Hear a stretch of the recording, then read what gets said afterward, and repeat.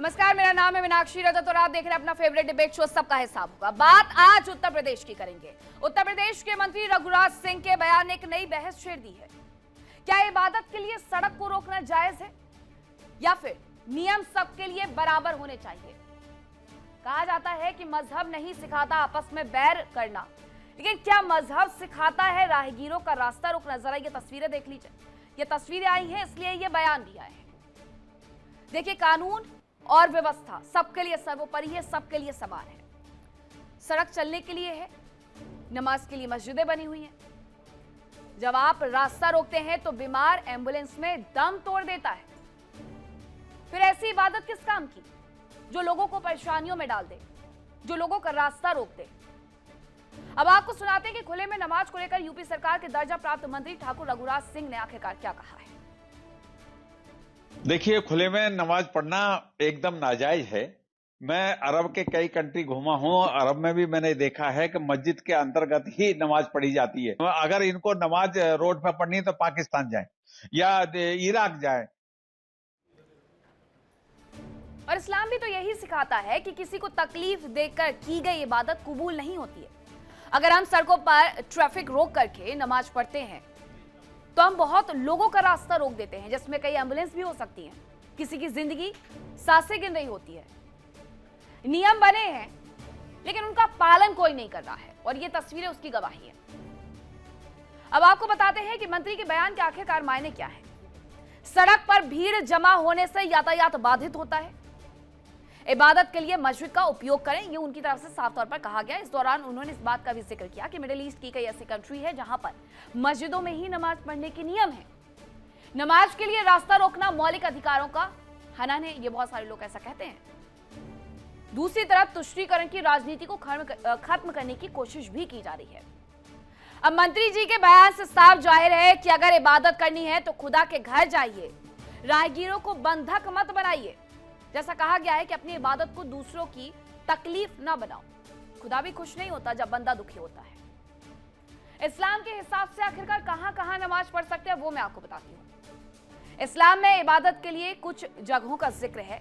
मस्जिद या कुछ खास जगहों पर पढ़ सकते हैं नमाज। साफ जगह पर भी पढ़ी जा सकती है नमाज। नमाज के लिए पूरी धरती को पाक माना गया है, लेकिन विवाद पैदा करने वाली जगह पर नमाज की मनाही होती है। सड़क और सार्वजनिक जगहों पर नमाज की मनाही होती है। इसके अलावा शौचालय और गंदी जगह पर भी नमाज नहीं पढ़ सकते हैं। नमाज पढ़ने के समय निजता का ध्यान जरूरी होता है और नमाज पढ़ने के वक्त ये भी ख्याल रखना होता है कि किसी को परेशानी ना हो।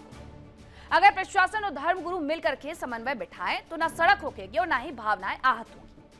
आस्था दिल में होनी चाहिए, बीच सड़क पर जिद में नहीं होनी चाहिए। जैसा कि हैदराबाद से एक मौलाना की तरफ से बयान दिया गया कि हैदराबाद से लेकर के संभल तक हर कोई नमाज सड़कों पर अदा करेगा। अगर योगी में सीधे सीधे गाली देते हुए इस बात का जिक्र किया गया था सीएम को लेकर के कि अगर दम है तो रोक करके दिखाएं, क्या ये उसी का नतीजा है?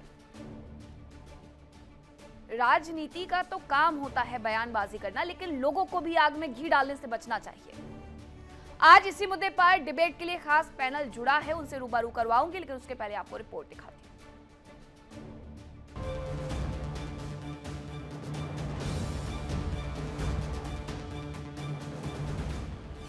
मंत्री का बयान, सड़क पर नमाज पढ़ने वाले जाए पाकिस्तान। अगर इनको नमाज रोड पर पढ़नी है तो पाकिस्तान जाए।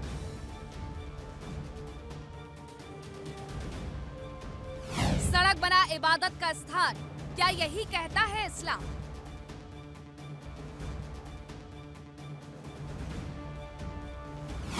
भाईजान की एक ऐसी जिद कानून व्यवस्था पर सीधा है। मानिए इस तरीके का आप जो है हिंदू मुस्लिम एकता का आप उसको जो है मतलब बिगाड़ना चाह रहे हैं माहौल को, तो ये मत करिए। आस्था के नाम पर सड़क जाम, क्या चाहते हैं मुसलमान? सड़कों पर नमाज अदा करने की कोशिश करते हैं, माहौल खराब करते हैं, नफरत फैलता है और उपद्रव होता है। नमाज आप घर में पढ़िए, पूजा आप घर में करिए या आप सड़क पे करिए या सड़क पे पढ़िए। भगवान का, अल्लाह का, सारी दुनिया सारी जगह अल्लाह की, भगवान की है। गजवाए हिंद मिशन, सड़क पर नमाज के जरिए शक्ति प्रदर्शन। अब आपने बहुत सारी तस्वीरें देख ली, एयरपोर्ट पर नमाज पढ़ने की तस्वीरें देख ली, इसके साथ साथ ट्रेन के अंदर नमाज पढ़ने की तस्वीरें देख ली। अब रोड पर भी नमाज पढ़ने की, नमाज अदा करने की तस्वीरें जरा देख लीजिए। ईद का मौका था, नमाज जगह जगह पर अदा की गई, लेकिन उस दौरान सड़क पर भी नमाज अदा की गई और बार बार ये कहा गया कि सड़क पर उतर करके नमाज अदा ना करें, मस्जिद में जाइए, वहां पर जाकर के नमाज अदा करिए। अब आज का जो बड़ा सवाल है डिबेट का वो यही है कि क्या मंत्री का सड़क पर नमाज पढ़ने वालों को पाकिस्तान चले जाना कहना उचित है या नहीं है। इसी पर करेंगे चर्चा। कौन कौन से मेहमान मेरे साथ जुड़ रहे हैं उनका सीधे परिचय आपसे करवाती हूँ। मेरे साथ जुड़ रहे हैं महंत रामदूत दास जी, हिंदू धर्मगुरु हैं, सौरभ गौर जी, हिंदू धर्मगुरु हैं, फाजिल अहमद जी, मुस्लिम स्कॉलर हैं, इमरान खोखर जी, मुस्लिम स्कॉलर हैं, एहसान अब्बासी, राजनीतिक विश्लेषक है, मेरे साथ स्टूडियो में मौजूद है, नवीन दुबे, राजनीतिक विश्लेषक है, थोड़ी देर में मेरे साथ मौजूद रहेंगे, हाजी नाजिम खान, प्रवक्ता है पीस पार्टी के, वो भी मेरे साथ मौजूद रहेंगे। एहसान अब्बासी जी, सबसे पहले मेरा आप ही से सवाल है, ये जो तस्वीरें आई हैं क्या ये सही है? बिस्मिल्लाहिर्रहमानिर्रहीम। जय हिंद, वंदे मातरम, भारत माता की जय। मीनाक्षी जी, इस्लाम के अंदर बहुत खूबसूरती है।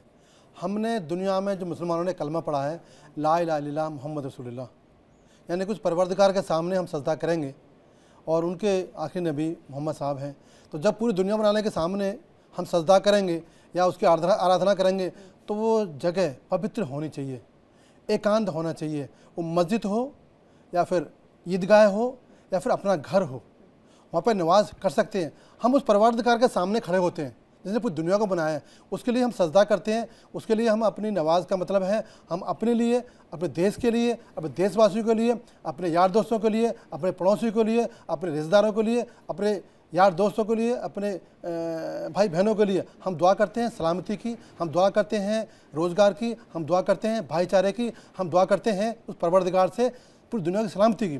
लेकिन बहुत महत्वपूर्ण सवाल है कि मस्जिदों के अलावा पार्कों में नमाज, सड़क पर नमाज या फिर राह चलते किसी स्थान पर नमाज अदा नहीं कर सकते। इस्लाम में सख्त मनाही है, या तो मस्जिद हो या ईदगाह हो या फिर अपना मदरसा हो या अपना घर हो, अदरवाइज़ किसी की जगह पर नमाज पढ़ना नाजायज़ है, उसका सिला नहीं मिलेगा। लेकिन हिंदुस्तान के मुसलमानों ने एक ऐसा चैनल बना दिया है कि चाहे रोड हो, चाहे वो पार्क हो, चाहे वो ट्रेन हो, चाहे और कोई हो, बस वहाँ नमाज अदा कर लेते हैं।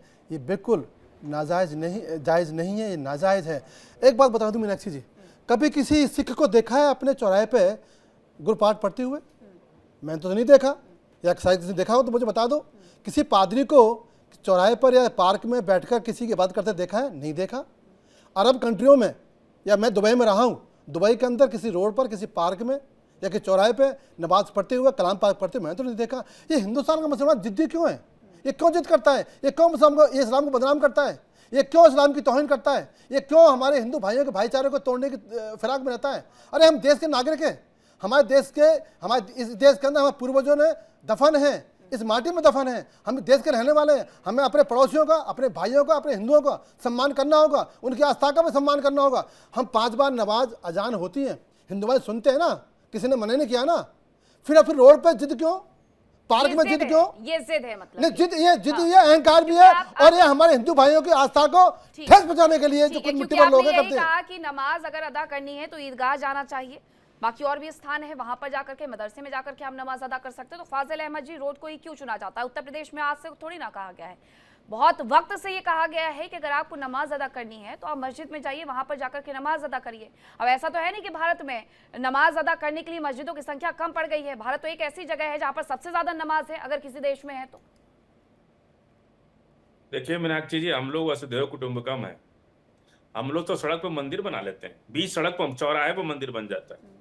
सारी 90% मंदिर जो है सड़क के ऊपर ही है, बीच रास्ता में मंदिर बना लेते हैं, रास्ता को। अरे बात भाई से नमाज क्यों हो रही है, मंदिर की नहीं हो रही है? आप क्यों भड़का रहे हो? आप क्यों हिंदुओं को अपमान करते हो? बात नमाज की हो रही है, इस्लाम की बात हो रही है। आप अपने इस्लाम पर हो ना, हिंदुओं के लिए बोलने वाले बैठे धर्मगुरु बैठे हो ना, आप क्यों उल्टी बातें करते हो? आप क्यों भड़काते हो? आप क्यों देश के भाईचारे तोड़ना चाहते हो? आप बोलो इस्लाम के अंदर कि नमाज पवित्र जगह पे होनी चाहिए। जिसने दुनिया को बनाया है, जिस परवरदिगार ने पूरी कायनात को बनाया है, उसके सामने हम खड़े होते हैं और सजदा करते हैं, उसके लिए स्थान पवित्र पवित्र होना चाहिए, उसके लिए कपड़े भी साफ होने चाहिए, उसके लिए मन साफ भी होना चाहिए। क्या काला पट्टी बांध कर नमाज पढ़ेंगे?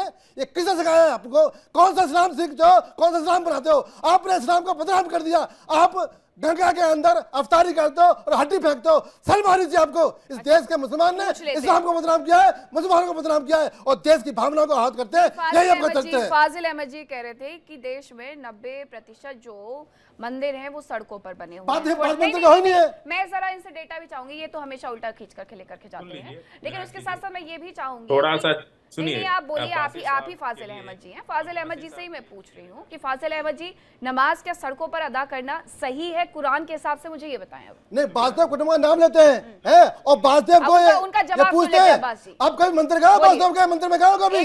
कभी आप पूजा करने बासदेव मंदिर में गए? ये झूठ के बोलते हैं। कोई बात नहीं, दुनिया देखती है इनको, बासदेव कुटुंब कहते हैं, लेकिन आज तक बासदेव के मंदिर में कभी नहीं गए होंगे।